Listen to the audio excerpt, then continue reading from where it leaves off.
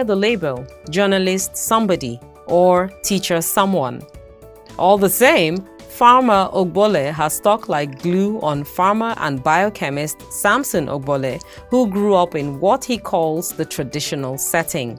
His parents, both Christians, had a mind to raise their children with the best of morals. One of the things they taught him was to say the truth, no matter the cost. Telling the truth made the punishment for an offense lighter. Conversely, you attracted heavy penalty even for the smallest lie. I remember my mom always said that was like her go-to statement. Do not lie. If you lie, you can steal. And because you can steal, you can kill. That means you are a witch. So it was more or less, if you lie, she would treat you like you have killed. For her, it was more like you have started the process. It's only a matter of time before the person gets to the end. So, truth-telling was built into young Samson's behavioral toolkit. The Irwa, Edo State-born biochemist, has a Harvard Business School credential to flaunt if he so wished, but his modesty would rather promote virtues than academic laurels. Still on the trail of telling the truth, Farmer Ogbole recalls an experience. I remember vividly growing up, I broke one of my uncle's car windscreen. And they go, who did this? I'm like, oh, I'm the one. And they go, it's forgiven because you said the truth. So there was that comfort of knowing the truth could get you off a lot of things faster than the lie. So the lie you probably told is this small. The punishment, you'll be like, which kind of lie I tell? But you commit a very big crime and you just tell the truth, and the punishment is super small just because it was premised on the truth.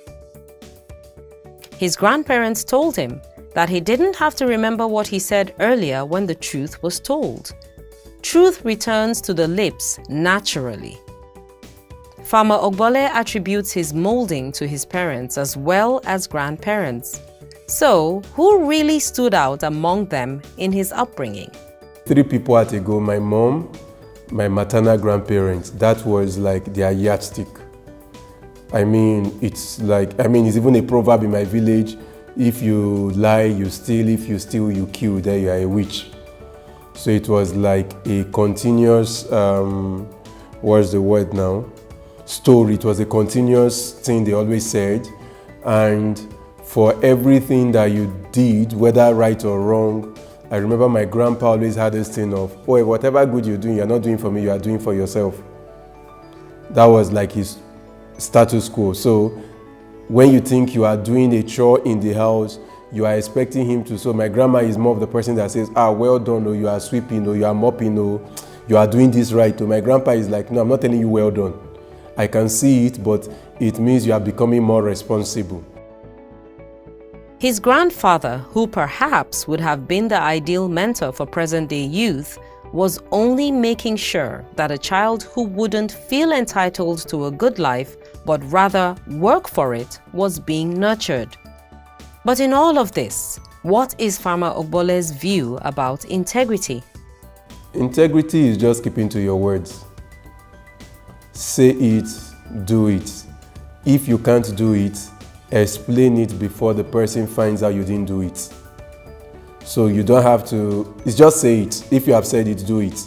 You can't do it, say it before the time you were supposed to do it. It's not giving an excuse, is, oh, bro, sorry, I said I was going to return your 10 naira tomorrow, but tomorrow won't work. Can I?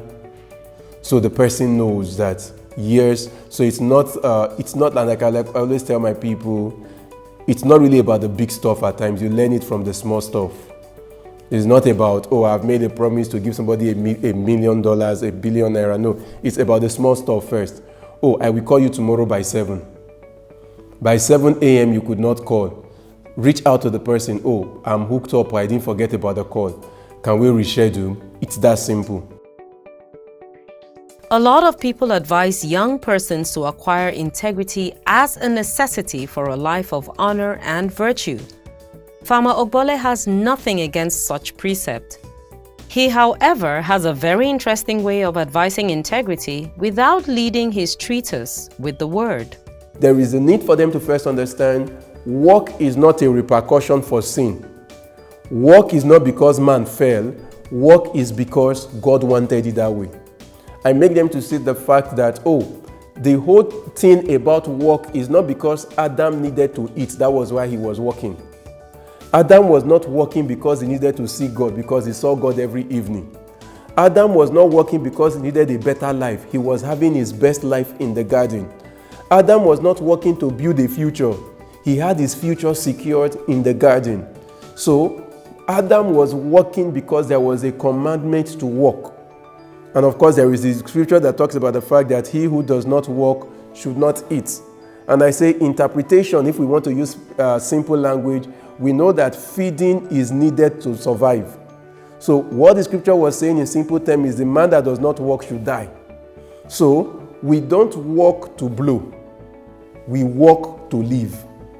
So when people start understanding that the reason I put my hand to work is not to make it. The reason I put my hand to work is not to build a mansion. The reason I put my hand to work is not to satisfy my boss or get my parents off my back or have enough money to get married. I work because God designed me for work. So when I am not working, I am automatically anti-God. That's simple. Once young people start understanding that, they begin to place better value on work. And as you place better value on work, one of the fruits of proper work ethics is integrity by default. Because now you know I am working for God even if man is my boss, so I will do the work the way it pleases God, even if the man does not say well done. So with that understanding of what work should be, we teach integrity as a subtle thing, not integrity at the top. Because now you see, they are happy to work. They are happy to put in their all. They're happy to bring in their best. Why? They believe that this thing we are doing is what we are created to do. So if I am not working, it's not just about man, it's about the God I claim to believe in. So it changes the conversation. So I am not super concerned around sitting down to say, keep your word, keep your word. No, do the work right. In doing the work right, in doing work as it is supposed to be, every other thing will come right. Because I'm sure you'd have heard people say things like, you cannot work honestly and live a life without integrity. It's usually because people lose integrity because they have forgotten what work is supposed to be. In his trailblazing imprint on modern agriculture, Farmer Ogbole agrees that being a man of integrity does deny one access to certain things in life. There are contracts you don't get because they know you have integrity. They would say, oh, let's cut corners, let's add this, remove this, and you're like, no. If we say we are using this quality, we are using this quality. And they would rather go with somebody else that will compromise quality to increase profits. That is sort of a regular reoccurrence in the industry. Or you have a thing where the person says, oh, come and give us a quote for this, it's a government job. Or at times it's a rich man's job. And you're like, oh, this is the price of material. And you start hearing things like, oh, why not increase the cost of this? The person can pay. And you're like, no, this is the material cost. So they would rather go with somebody who can help them inflate the price to make up for whatever thing they want to add. Well, Farmer Ogbole would have none of that. This virtuous farmer is a pleasant wink in broad daylight. He is noticed, and here are the views of some of the individuals who appreciate his person. When we initially started, so as an agricultural firm, we do the whole production, and when we initially started, we didn't have the whole logistics activity properly covered. We were outsourcing. So we had clients that were in Lagos and they place an order and then you have to send things to them. And because we're using third parties, sometimes this thing leaves the farm fresh, gets to the vendors destroyed. And they get to call back and they're like, I got the vegetables, they're all bad. I got the tomato, it busted. And if you ask somebody, what do you think you do at that point? Oh, sorry. But guess what? Not with Mr. Sam. We refunded them. Every single one of them. His time management is superb. I, as a young person, had been teaching time management and teamwork dynamics in my younger age in corporate management. But I could see a young man with all what he has on his shoulders, his intelligence as a technologist person. You could see his time management, his teamwork management. Wow, I was really thrilled. In terms of relationship, he's already keeping his head low, humble to everybody, and willing to learn from a lot of people, even though he knows much. So I think that's what I call integrity. Seeing something you need to do and doing it at that time that is useful, creating value that is of a permanent value. That's where I see Sam, someone who is really achieving things of permanent value, to both for humanity and for himself. As the finance manager, having worked with Sam on financial matters, I can say he doesn't compromise when it comes to finances, and he lets all the, because we have standard operating procedures in the company and procedures for finance. He's very particular about those processes being followed to the latter. There's one really outstanding thing about Sam as well. I mean, he's the CEO, but he tells everyone never to call him the CEO or the boss, because he wants to make everyone feel as though it's okay to come and speak to him at any point. He wants to be on the same level as everyone, so there's this unity among everyone and there's this oneness. Farmer Ogbole warns about miracles without input by its beneficiaries and affirms that even though grace is not necessarily attracted by human effort, indolence is not, on the other hand, a great magnet of the attention of the Almighty. If we de-emphasize work, we will depend on grace and miracle. That does not mean I should not depend on grace, but grace is supposed to be expressed in my work. Grace is making my work easier, not a replacement for work. And when these are not well spread out, it becomes an issue.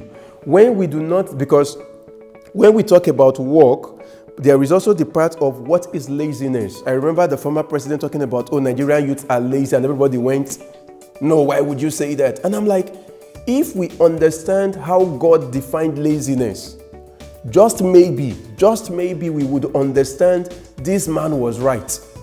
Maybe you don't like the platform he said it on. Maybe he should have said it here to us in a local language so that the foreigners won't hear. But he was right. Somewhere in Proverbs, when you look at one of the definitions of laziness, it talks about the fact, he said the lazy man sits down on his, wakes up and says, I cannot go out. Why? And now I'm paraphrasing. He says, they said there is a lion on the streets. That is why he's not going out. So he gives an excuse. He did not see the lion. So he is given an excuse. And wherever you have excuses, you can't have results. And life goes on for Farmer Samson Ogbole, who remains grateful for the place of his exposure to Christian doctrine early in his life. It would appear to have immensely affected his journey so far.